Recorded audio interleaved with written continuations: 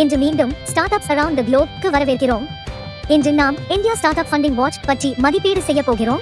இது இந்தியாவில் உள்ள உள்நாட்டு ஸ்டார்ட் அப் நிதி உதவியின் சமீபத்திய போக்குகளை உள்ளடக்கியது.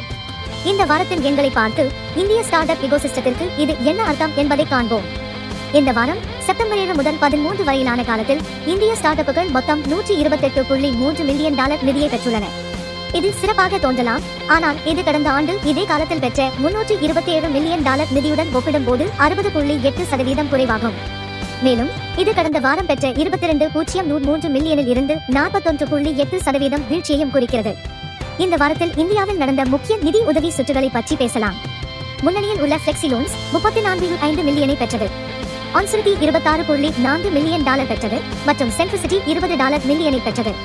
ஆப்ஸ் ஃபார் பாரத் $18 மில்லியனை பெற்றது மற்றும் நெஸ்டேசியா $8.4 மில்லியன் பெற்று முதல் 5இல் இடம் பிடித்தது.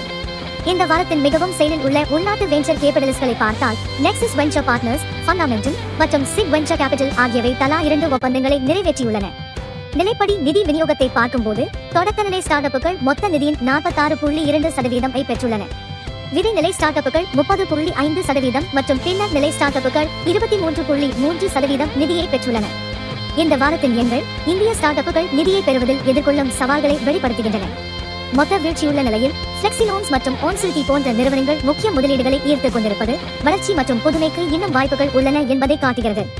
இந்த தகவல் உங்களுக்கு பயனுள்ளதாக இருந்தால் லைக் செய்யவும், சப்ஸ்கிரைப் செய்யவும் மற்றும் இந்திய ஸ்டார்ட் அப் நிதி குறித்த சமீபத்திய அப்டேட்களை தவறவிடாதீர்கள்.